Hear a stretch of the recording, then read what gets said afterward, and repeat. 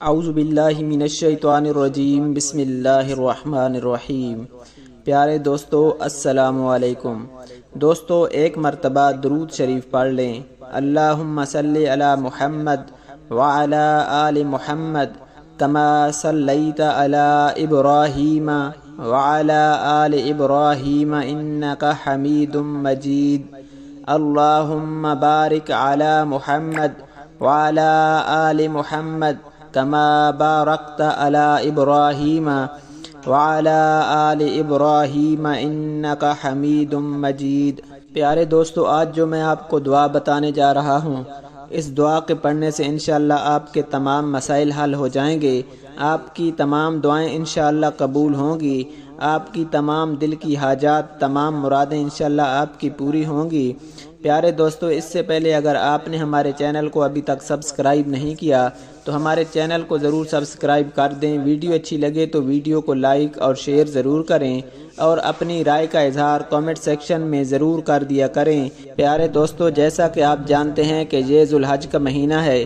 ذو الحج کے پہلے 10 دن بہت ہی بابرکت اور فضیلت والے دن ہوتے ہیں۔ پیارے دوستو، ان دنوں کو آپ نے غنیمت جان کر جو عمل جو دعا میں آپ کو بتانے جا رہا ہوں، آپ نے وہ دعا لازمی پڑھنی ہے۔ انشاءاللہ آپ کے رزق میں برکت ہوگی۔ ناظرین، جو 10 ذو الحج تک 11 بار یہ دعا پڑھے گا، اللہ کا وعدہ ہے کہ اللہ پاک گھر نہیں محل دے گا انشاءاللہ۔ ناظرین، رزق اللہ تعالیٰ کی ہر عطا کردہ چیز کو کہا جاتا ہے۔ مال، علم، طاقت، وقت، اناج، سب نعمتیں رزق میں شامل ہیں۔ غرض ہر وہ چیز جس سے انسان کو کسی نہ کسی رنگ میں فائدہ پہنچتا ہو وہ رزق ہے۔ رزق کے ایک معنی نصیب بھی ہیں، جو غذا پیٹ میں جائے اس کو بھی رزق کہتے ہیں۔ رزق اللہ تعالیٰ کی ایک ایسی نعمت ہے جس کی تقسیم کا اختیار اللہ تبارک و تعالیٰ نے اپنے پاس رکھا ہے۔ اللہ تبارک و تعالیٰ کا ارشاد ہے، ان اللہ هو الرزاق ذو القوۃ المتین۔ اللہ تبارک و تعالیٰ تو خود ہی رزق ہے، مستحکم قوت والا ہے۔ اللہ تبارک و تعالیٰ بعض لوگوں کو کشادہ اور وسیع رزق عطا کرتا ہے اور بعض لوگوں کے رزق میں تنگی فرما دیتا ہے۔ ایک منظم ضابطے کے مطابق اللہ تبارک و تعالیٰ تمام مخلوقات کو اپنے وقت پر رزق پہنچاتا ہے، چاہے وہ زمین پر چلنے اور رینگنے والے جاندار ہوں یا ہوا میں اڑنے والے پرندے ہوں، اور نہ سمندر کی تاریکیوں میں بسنے والے جاندار اللہ تبارک و تعالیٰ کی نگاہ سے اوجھل ہیں، اور نہ پہاڑوں کی چوٹیوں پر بسیرا کرنے والوں کو اللہ تعالیٰ بھولتا ہے۔ تو اگر کسی بندے کا رزق تنگ ہے، گھر میں رزق کی تنگی ہے، پیسوں میں ریل بیل نہیں، گھر میں برکت نہیں، تو ایسے تمام بہن بھائی ذو الحج کے ان بابرکت دنوں میں، اللہ کے محبوب دنوں میں، رزق کے لیے، روزی میں برکت کے لیے، روزی میں فراغی کے لیے یہ دعا لازمی پڑھیں۔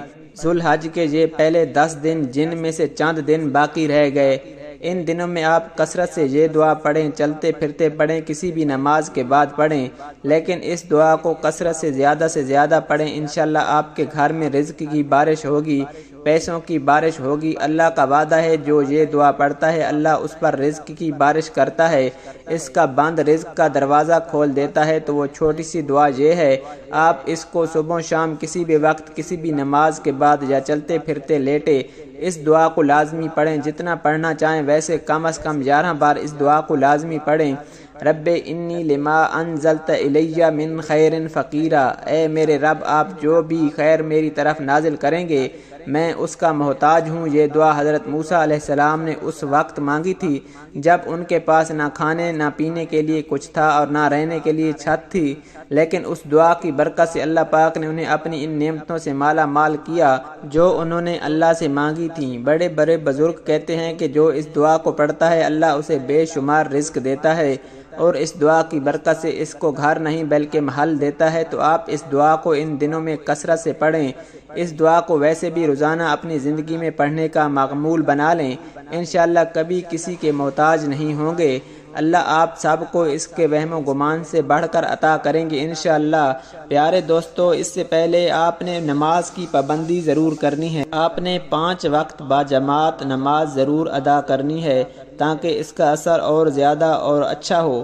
پیارے دوستو، اس طرح کی معلوماتی ویڈیو کے لیے ہمارے چینل کو ضرور سبسکرائب کر دیں۔ ویڈیو اچھی لگے تو ویڈیو کو لائک اور شیئر ضرور کر دیا کریں اور اپنی رائے کا اظہار کامنٹ سیکشن میں ضرور کیا کریں۔ اللہ تبارک و تعالی ہم سب کا حامی و ناصر ہو۔ جزاک اللہ۔